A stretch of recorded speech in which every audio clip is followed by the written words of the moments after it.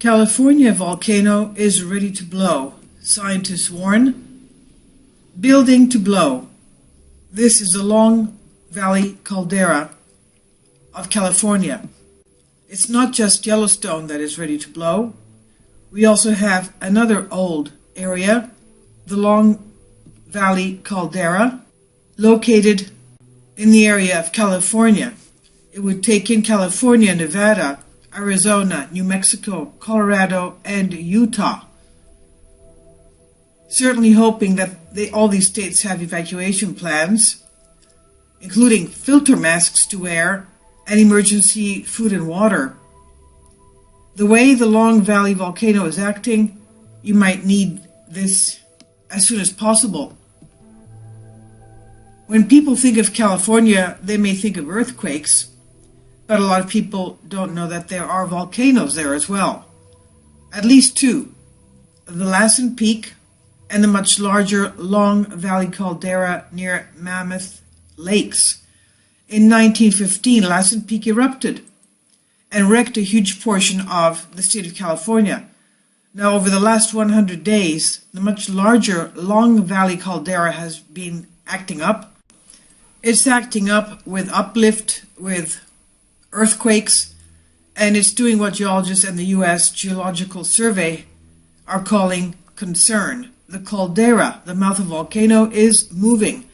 According to scientific instruments monitoring the area, the United States Geological Survey, that's the USGS, in the area in the vicinity of the Long Valley caldera, find that it is deforming and it's moving rapidly compared to previous records.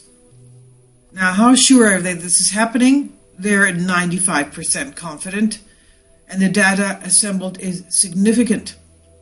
It shows that a recent time span, the amount of the movement is causing statistically significant strain in the rocks of the area.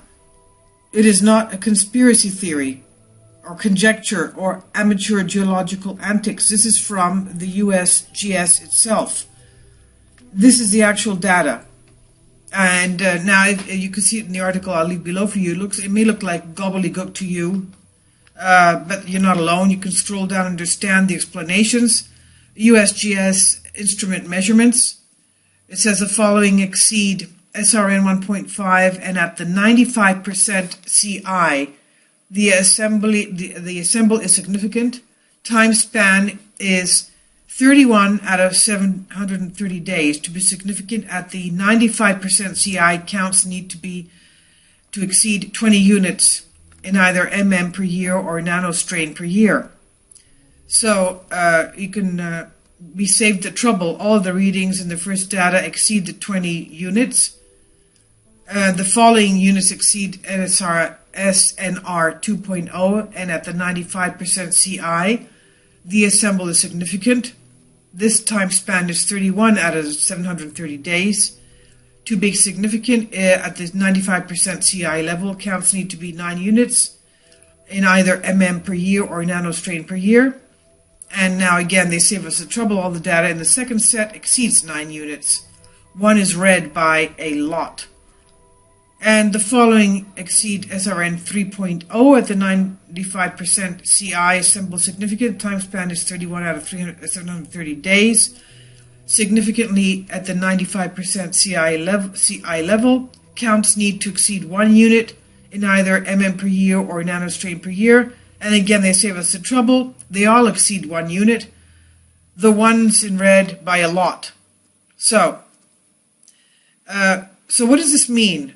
So judging by the deformation directions and the rates, the magma plume is subsiding over the previous caldera and rising just south of it. This is where the earthquakes are swarming now. The entire thing is tilting away from the mountains, with the northern edge of the old caldera sinking, the southern edge moving north. It's as if pushed by some force in the swarm region, and this does not look at all good. This is what the USGS puts it as being. increasing volcanic unrest, including earthquake swarms, ground deformation, and carbon dioxide gas emissions in the Long Valley area since 1980, increases the chance of an eruption occurring in the near future. Scientists still lack adequate data to reliably calculate by how much. Volcanic unrest in some other large volcanic system has persisted for decades or even centuries without leading to the eruption. But since volcanic unrest can escalate to an eruption quickly in a few weeks or days or less, the USGS scientists are monitoring the activity closely. And for those of you who might not quite comprehend this, they're putting it very clearly in another way. Out of nowhere, the mountain started moving several times faster than it's ever moved before, in a direction it is not supposed to be moving, while shaking like a leaf and belching poisonous gas. So that should be clear enough for just anyone. The USGS has also issued a status statement about the volcano which reads as follows. Long Valley Caldera, California, Mono County, latitude 37.7 north, longitude 118.87 degrees west, elevation 2,600 meters or 8,530 feet. Volcano type, caldera. Composition, basalt to rhyolite. Most recent eruption, 16 to 17,000 years ago. Nearby towns, Mammoth Lakes. Threat potential, very high. Oh joy, threat potential is very high, just what we need.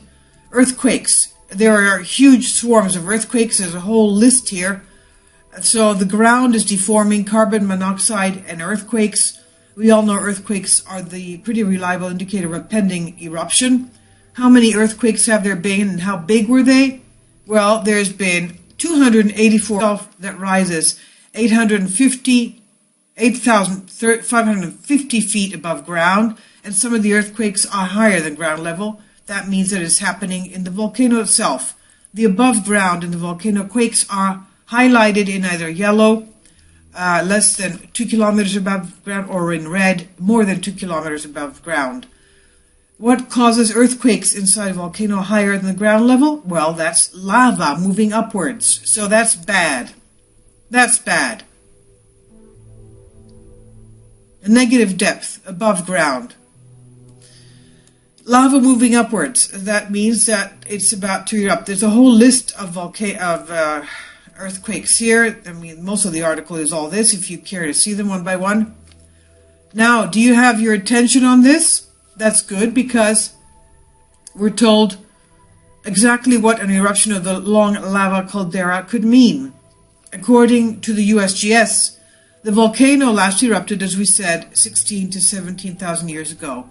Before that, they know it also erupted 760,000 years ago because they tracked the volcanic ash deposits and found they covered an area shown in green on the map.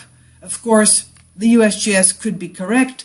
Perhaps all this activity and earthquakes and ground deformation at a rate they've never seen before, the whole mountain moving in a direction it's not supposed to be moving and belching toxic gas, might mean nothing. But then again, it could be what Mount St. Helens was about to happen when it blew just before it blew. We just figured the good folks of California, Nevada, and other nearby states might want to know what the facts are and decide for themselves if all this speculatory, unusual stuff means nothing. So if there is actually a big eruption coming, those big flows of gray-colored ash that careen down the mountain, called pyroclastic flows, move at about 500 miles an hour. If you see movies, you see the people running, trying to run it out, trying to get out faster than the pyroclastic flow, and some of them do make it with the car. That's not true. That does not happen, because it moves at 500 miles an hour. That's almost as fast as an airplane. And the temperature of those gray, billowy clouds of ash, that's 800 degrees. So you can count outrunning it. You will not survive it. It'll because the speed of the ash cloud knocks down everything in its path, and the temperature of the ash cloud causes everything to burst into flames. Now, For those in the green-colored area, you should be aware that volcanic ash is not actually ash. It is pulverized rock. It will stall your car by clogging the air intake, and if you get out of your car to see why it stalled and you breathe in a few whiffs of ash, it turns into mud-like sludge in your lungs, and it turns into cement in a couple of good whiffs, and you're suffocating on the sludge. There is no treatment, nor cure, you're just dead. So there are more quakes, and they're getting stronger.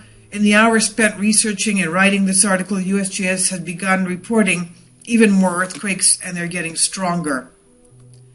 Now, a brief history, we said approximately 760,000 years ago, the volcanic eruption took place in the northern portions of present-day California, which was 2,000 times greater than the more recent eruption of Mount St. Helens in Washington state. 2,000 times greater. The eruption caused a caldera 10 miles wide and 20 miles in length. It's estimated that the eruption left a lava flow that covered 1,500 square miles and was caused the placement of 150 cubic miles of volcanic material. The ash from the volcano was thrown as far east as Nebraska and Kansas, all the way to the Pacific Ocean in the west, into Idaho, Wyoming, and the north, and even northern parts of Mexico. In the modern-day world, the volcano in question has not had any volcanic activity over 200 years. Well, this is an old article I'm reading from. This is from 2007. Well, we just read to you what happened. It is active, and it's pushing and belching and rising, and we have the negative earthquakes, which means that the lava is flowing through the volcano.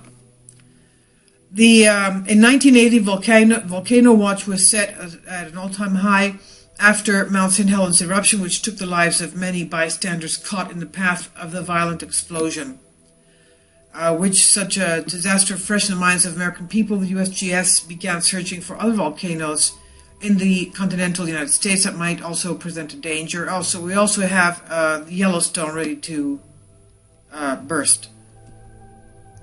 Now, the ways the caldera in Long Valley caldera is monitored, being constantly monitored by USGS, remote sensors, seismicity, ground deformation, low-lying atmospheric gases, hydrology, that is the lakes, wells, fumarole springs, and participation of the caldera are continually monitored to record the order to be read by USGS. The data is then compared to other known volcanic patterns that the USGS might be able to make a safe and timely prediction on the possibility of another eruption. I'll leave links below for you for this, so heads up, they've given us a warning. This is active, and the negative earthquakes mean that the lava is making its way up through the volcano, up to the caldera. That's not good.